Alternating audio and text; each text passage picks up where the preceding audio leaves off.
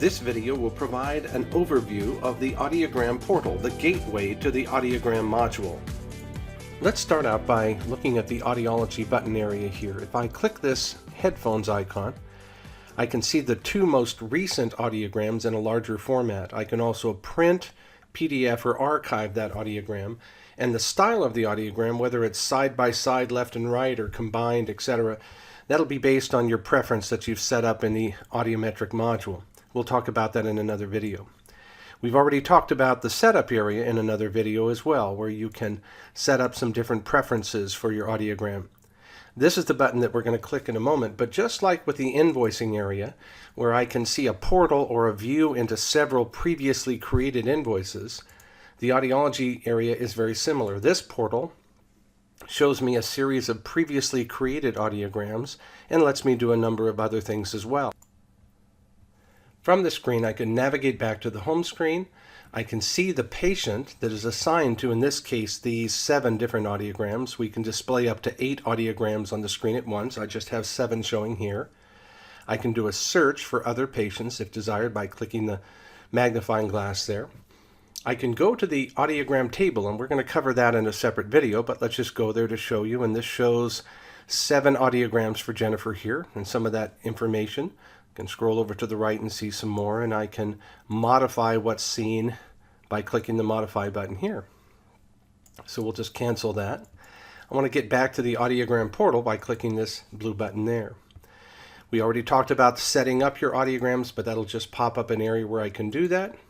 I can refresh this page if for some reason you see a lot of dates but no images. That may be that your images were deleted or somehow removed, and you can refresh those very easily right there by clicking that button.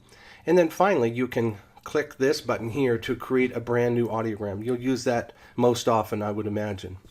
If you've already created an audiogram and you want to go to a previously created audiogram, you can click one of these triangles here, and this will take you to the start screen, again covered in separate videos here. But this is often where you'll want to go if you're just beginning a new audiogram. Air conduction, bone conduction, speech, emittance, etc. So you can go right to those areas to save a little bit of time. For example, let me click the soap button, and what that does is it takes me, let me put this back inside the window here, this takes me to an area where then I can make modifications to the soap notes area, but that's a lot faster than going to the start screen and then clicking some other buttons. So these little triangles get you directly to these print, display, soap areas, the list, etc. So you may want to try that and see what you think. But it's kind of nice to be able to see all of these 7 or 8 audiograms for a patient you can see over time since 2006 through 2018. I can see all the different variations in the audiogram and how the patient has changed over the years. Now, as you'll see later in the display screen, we can actually animate and show the audiograms in an animation from the oldest to the newest, and it just kind of gives you a different perspective. So the Audiogram Portal then is just a real basic screen that allows you, it's a launch point, allows you to create a new audiogram or go to a previously created audiogram. I do want to mention one other thing, is that sometimes when folks start using HearForm for the first time, they'll click New Audiogram when in fact they meant to go to a previously created audiogram. If you do that, then you're going to have a blank audiogram on the home screen if you just create a new one but don't add anything to it.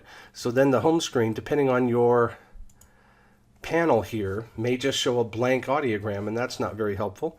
So again, you can go right back here and make sure that instead of creating a new audiogram, that you just go to a previously created audiogram. I'm going to click on the audiogram itself, and it takes me here by default to air, which is one of the most common places you'd want to go. So if you have a blank audiogram in here, you can delete it with the proper sufficient rights here. But again, as we go through these various Audiology modules, videos, then you'll want to just make sure that when you have previously created audiograms, don't create a new one unless you really want a new one. Instead, just go to one of those previously created sections and work on that there instead of creating a brand new one.